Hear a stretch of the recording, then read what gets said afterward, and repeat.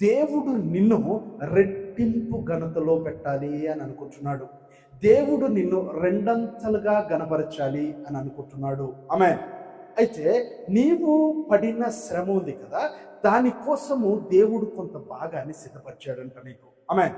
ఆ భాగమును తిరిగి, శ్రమకు ప్రతిఫలాన్ని తిరిగి దేవుడు నీకు ఇవ్వాలి అని అనుకుంటున్నాడు. ఆమేన్. హల్లెలూయా. మరి ఇవ్వాలి మంచిదే.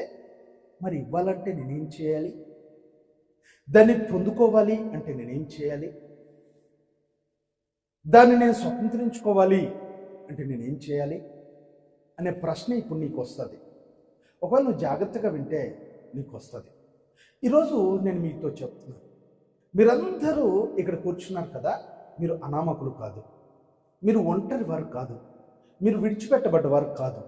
మిమ్మల్ని లోకం చీకొట్టొచ్చు, మనుషులు తక్కువగా చూడొచ్చు, కానీ నా దేవుడు నీకోసం ప్రాణమే పెట్టాడు తెలుసా? నా దేవుడు నీకోసము తను తాను బలిగా అర్పించుకున్నాడు తెలుసా? నువ్వు దేవుని దృష్టిలో చాలా విలువైన వాడివి. అయితే ఆ విషయం నువ్వు గుర్తించగలగాలి, ఆ సంగతిని నువ్వు అర్థం చేసుకోగలగాలి, ఆ ప్రేమను నువ్వు రుచి చూడగలగాలి, ఆ ప్రేమలోని లోతును నువ్వు గుర్తించగలగాలి. అది గుర్తించినప్పుడు ఆ ప్రేమ ముందు ఈ లోకములో చూపించే ఏ ప్రేమలు కూడా గొప్పవి కావు. ఆ ప్రేమ ముందు ఈ లోకంలో ఎవ్వరు చూపించిన ప్రేమ కూడా విలువైంది కాదు. ఆ ప్రేమ చాలా శక్తి కలిగింది, ఆ ప్రేమ చాలా విలువైంది ఆమె అనే సంగతి నీకు ఏ రోజైతే అర్థమవుతుందో అప్పుడు ఉన్న పాటును నువ్వు దేవునికి అప్పచెప్పుకుంటావు, ఉన్న పాటును నువ్వు దేవునికి అప్పచెప్పుకుంటావు. నా మాట మీకు అర్థమవుతుందా?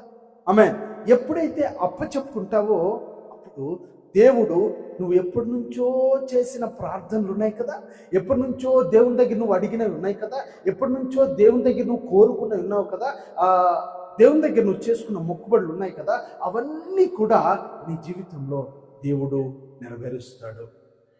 ఆమేన్. హల్లెలూయా. నువ్వు మర్చిపోవచ్చు, దేవుడు మర్చిపోలేదు.